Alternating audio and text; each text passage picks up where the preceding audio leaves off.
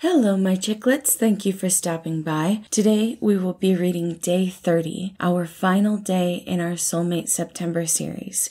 As a reminder, I will not be doing the majority of our readings for October. Instead, my lovely friend Trini will be helping me out. However, on October 13th, I will be releasing our celebratory 500 subscriber story, which is going to be The Gaps in His Files, another part in the Labeled series.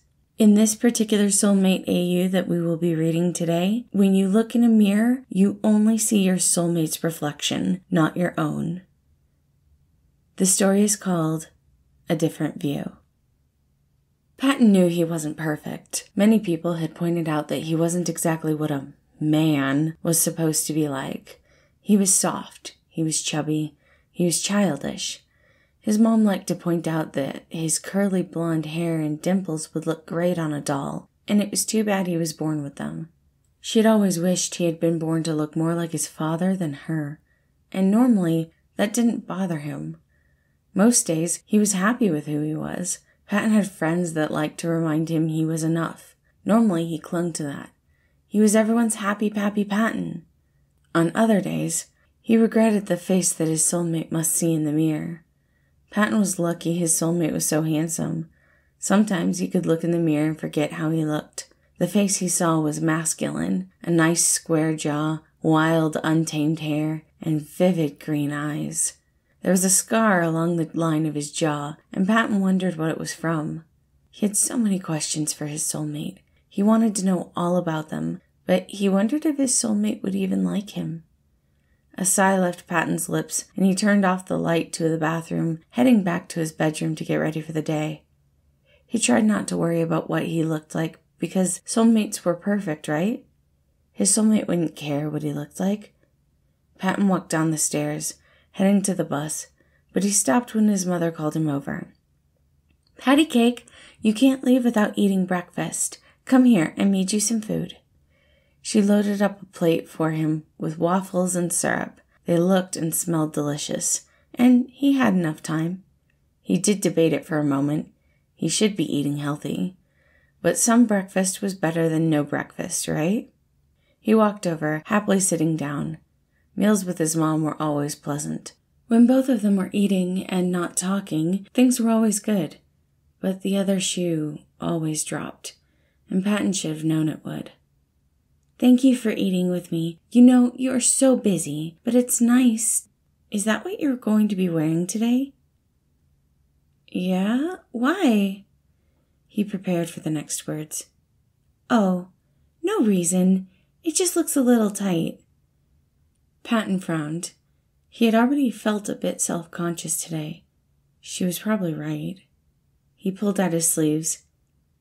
"Yeah, it feels a bit tight. I should probably go change." She was right. He'd feel more comfortable. "Do you have time?" Patton looked at his watch. He would be a little late, but it was worth it to be comfortable, right? "Yeah, but I'll be okay.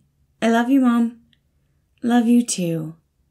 He gave his mom a quick kiss on the cheek before running upstairs and changing. He left without really saying goodbye, the weight of the day sitting on his shoulders.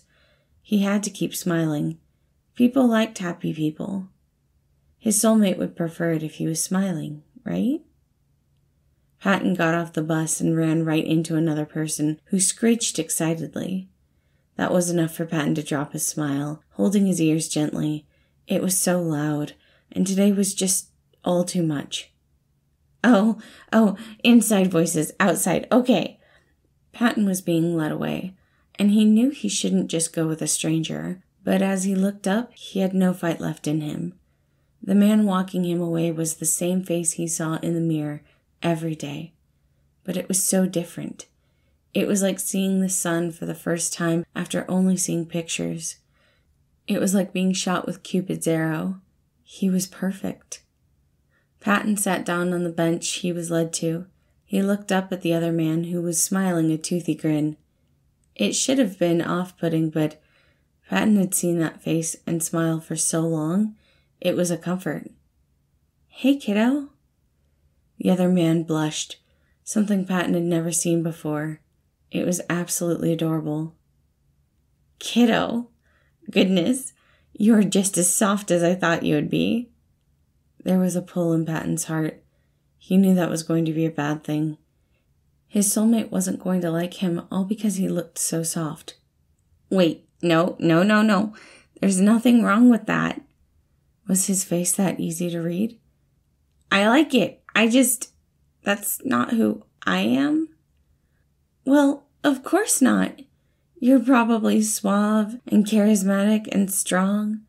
I wouldn't be surprised if you didn't like someone softer. Patton could feel his skin crawling. It was so hard to keep up a smile on his face. It was even harder when he heard the laugh. I'm not suave, but I like soft. That caused Patton to freeze, a look of confusion on his face. What? I like soft. I could literally eat you. Patton still looked confused, but he didn't feel like he was on the verge of crying anymore. I've been looking at your face every day, just wanting to meet you and squish your face and love you. I love your freckles and dimples and the cute curly hair. It reminds me of spaghetti. Same, Patton whispered. I've always looked at how you look.